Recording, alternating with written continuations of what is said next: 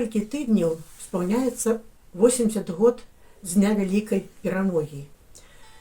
Праклятая вайна разбурыла маёй мамы 2 сям'і. Першымі загінулі яе муж і сын, калі ў Узблянах расстралялі больш 20 чалавек 25 чэрвеня 41 года.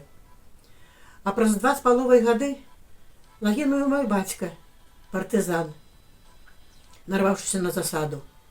Гэты боль жыве ў мяне, дзіцяці вайны, ўсё маё свядомае жыццё. І гэтыя радкі, якія буду я чытаць, прысвечаны майму бацьку, Каламейцаву Алексею Галаксіёнавічу. У наш край ён трапіў у верасні, амаль в самым пачатку вайны, як сябрамі з палону збеглі і прытулак у Узблянах знайшлі. 3 іх прыйшло ў нашу вёску, рассяліліся хутка па хатах. Кожнага месца знайшлося, хоць і жыла вёска небагата. Жыў спачатку нашых суседзяў.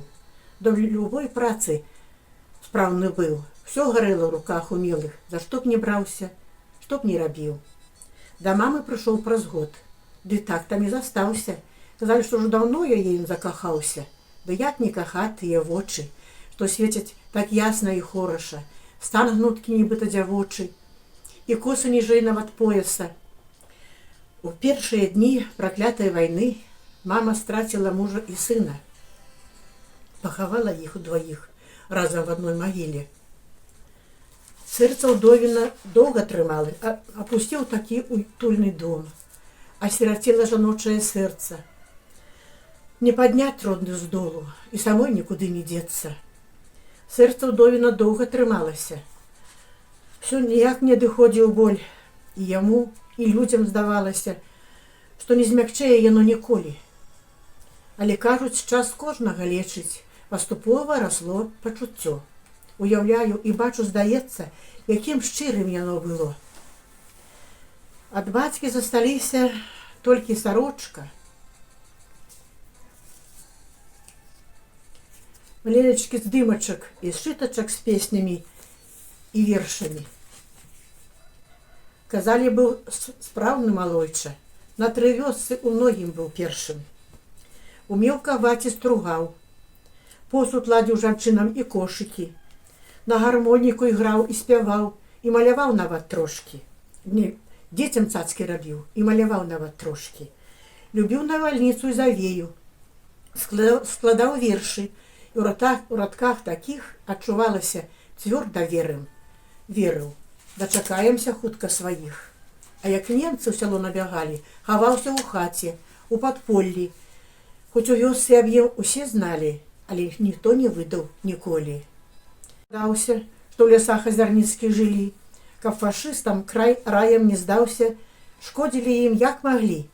Рвалі рэйкі і цягнікі, рабілі засады на лясных дарогах. І быў у іх расклад такі, каб следу за сабой не заставляць ніякога. Каб не маглі здагадацца немцы, адкуль на іх прыйшла гэта навала, каб людзі ў вёсках са спакойным сэрцам ведалі, што іх карнікаў помста мінавала. Прыходзіў паранены, мама лячыла, зёлкі розныя з сабою давала. І кожны раз Бога прасіла, каб там іх бяда мінавала. Не маючы ў лесе многа прыпасаў, хадзілі па вёсках, прасілі ў людзей. Хто з дому прыносіў сваё іншым часам, каб людзі давалі і харч, і адзенне. Вось і ў дзень лістапада 4 бацька з 2 сябрамі сваімі, як звычайна прыйшлі ў вёску, каб запасіся цёплым на зіму. На засаду ў бярэжках трапілі, расстралялі немцы ўдваіх і пакінулі усім для страху на масточку ляжаць нежывых. Так 2 дні праляжалі ў абдымку, а фашысты чакалі, каб іх апазналі.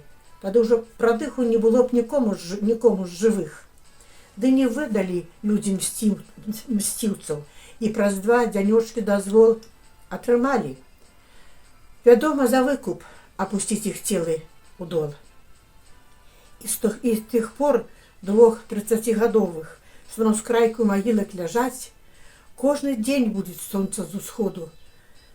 Толькі і сонцу іх не падняць.